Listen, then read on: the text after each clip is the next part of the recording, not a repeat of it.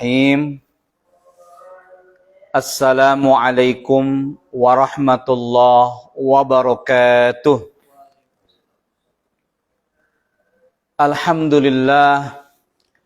Alhamdulillahi rabbil alamin.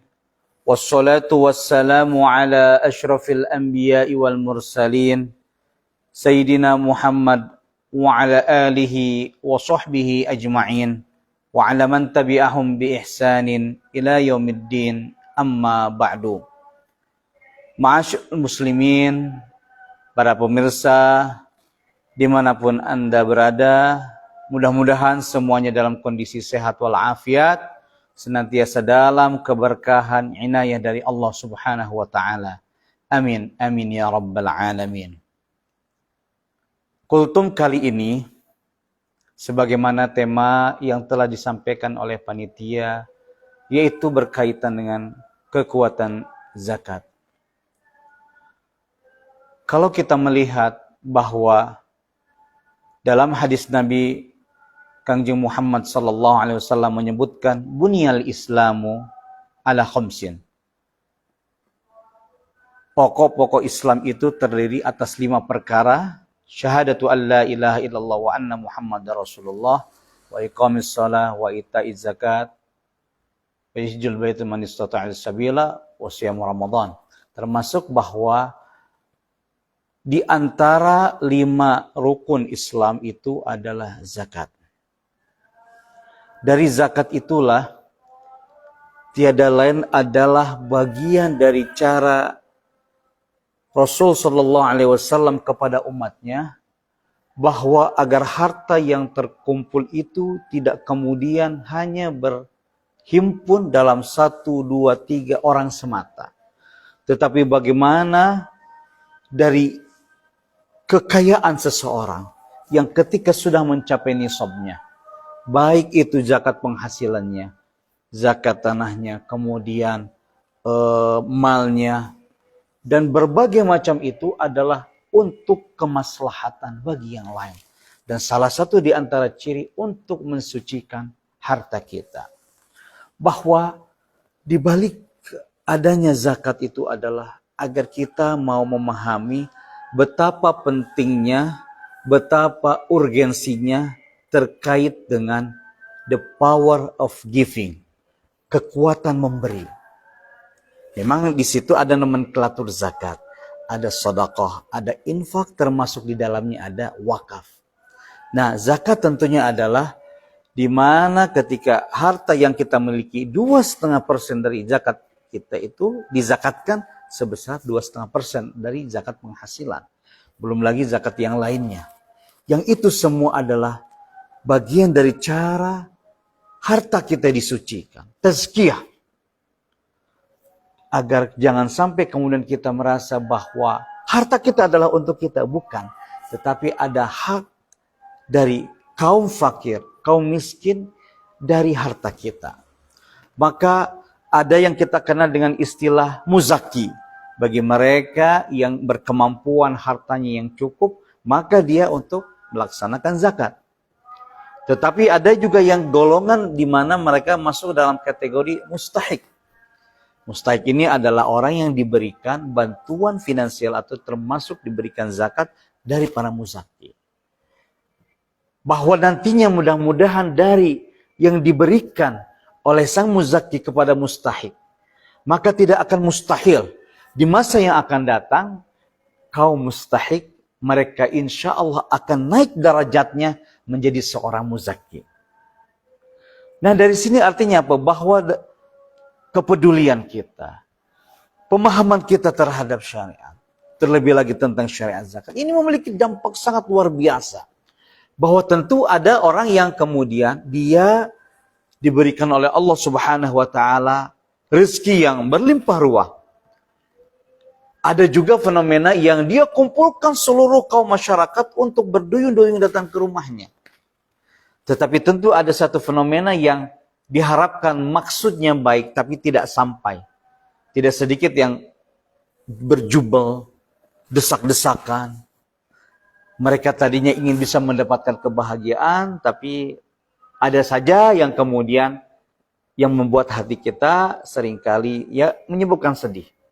Nah, tentu potensi lembaga penghimpunan zakat termasuk mendistribusinya adalah satu kekuatan yang sangat luar biasa, yang tentunya adalah ada peran kita di dalamnya untuk menitipkan harta kita untuk termasuk dalam pendistribusian zakat. Dengan adanya lembaga, salah satu contoh yang kita kenal, Lazisnu. Lembaga Amil Zakat Infak Sedekah Nahdlatul Ulama. Lembaga ini kan tiada lain adalah bagian dari ikhtiar untuk menyambungkan dari muzaki, dari agnia kepada mereka yang termasuk dalam samaniyatu asnab, 8 golongan yang mendapatkan dari harta kita, dari zakat kita. Maka dari situlah kemudian akan sampai terdistribusikan dengan baik dan merata. By name, by data, by kakak, by nik. Ini kan artinya bahwa kekuatan jamaah ini jangan disepelekan. Bahwa ketika someone, person yang memiliki, dilebihkan oleh Allah dalam hartanya, lalu berhimpun dengan dia, satu komunitas yang sama-sama agnia, atau boleh jadi ada profesi yang sama, hobi yang sama. Dari situ kemudian mengadakan santunan bagi anak-anak yatim, atau di situ kemudian mengadakan belanja barang, atau di situ belanja barang untuk hadiah lebaran dan lain sebagainya. Itu akan terdistribusi dengan baik bila mana dilakukan secara terorganisir. Dalam hal ini apa? Adanya Lazisnu itu adalah kekuatan yang sangat luar biasa. Di sana ada person yang kemudian sebagai amil. Di situ juga di lain pihak ada mereka seorang muzaki. Ada juga orang yang memberikan sedekah. Termasuk di dalamnya boleh jadi ada mungkin lembaga yang berkenaan dengan wakaf. Nah, dari sini pentingnya bahwa sebagaimana yang disabdakan oleh baginda Nabi Muhammad sallallahu alaihi wasallam, yadul ulia khair minal yadis sufla. Bahwa kekuatan tangan yang berada di atas adalah lebih baik dibanding tangan yang di bawah. Kekuatan yang memberi itu dampak dan faidahnya sangat-sangat berpotensi positif bila mana ini semuanya ditopang, ada lembaganya, ada personnya, ada amilnya. Dari situlah kekuatan untuk bisa kita menyapa kaum fuqara wal masakin wal aitam, dari mereka harta-harta para agnia yang tersalurkan dengan baik. Kenapa? Inilah yang kemudian dibalik zakat mungkin sederhana, tetapi dalam aplikasinya, dalam tatbiknya, bahwa perlu ada peran yang lain, perlu ada the others, sehingga jangan kemudian kita one man show, hanya ingin menunjukkan kita we are the have, kita orang yang punya, kita bisa mengumpulkan siapapun datang ke tempat kita. Tidak, tetapi justru dari situ kemudian terdistribusikan sesuai dengan data, sesuai tepat sasaran. Bahwa jangan sampai kemudian apa yang telah kita berikan, apa yang telah kita sampaikan, kemudian kita sampai ya enggak ya? Sampai atau tidak?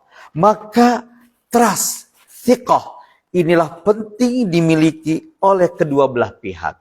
Baik pihak person yang menitipkan kepada lembaga, maupun lembaga yang diberikan kepercayaan dari orang lain. Sehingga di situ ada mutual trust yang kemudian satu sama lainnya ini berdampak luas dan insya Allah memberikan kemaslahatan tentu bagi warga Nahdliyin dan juga bagi warga yang lainnya yang memerlukan bantuan dan pertolongan dari kita. Maka momentum bulan Ramadan ini tidak sedikit kemudian mereka yang menyalurkan dan mendistribusikan yang namanya zakat mal. Kenapa? Padahal bisa saja kapan zakat mal itu boleh dilakukan di luar bulan Ramadan. Dikumpulkan, dihitung secara setahun berapa yang harus dikeluarkan untuk sebagai zakat mal. Tapi mengambil momentum di bulan Ramadan, karena di bulan Ramadan inilah bulan di mana dilipat gandakan pahala bagi mereka yang berbuat kebajikan, berbuat kebaikan, ibadah di dalamnya. yang tentu adalah bulan Ramadan ini bulan yang Allah Subhanahu wa taala berikan kesempatan kepada kita untuk bertemu setahun dalam sekali. Maka mari kita jadikan Ramadan ini adalah sebagai Ramadan terakhir bagi kita untuk kita benar-benar bermujahadah dalam beribadah, termasuk di dalamnya melaksanakan zakat. Mudah-mudahan Allah Subhanahu wa taala menerima amal ibadah kita. Amin amin ya rabbal alamin. Wallahul muwaffiq ila aqwamit thoriq. Wassalamualaikum warahmatullahi wabarakatuh.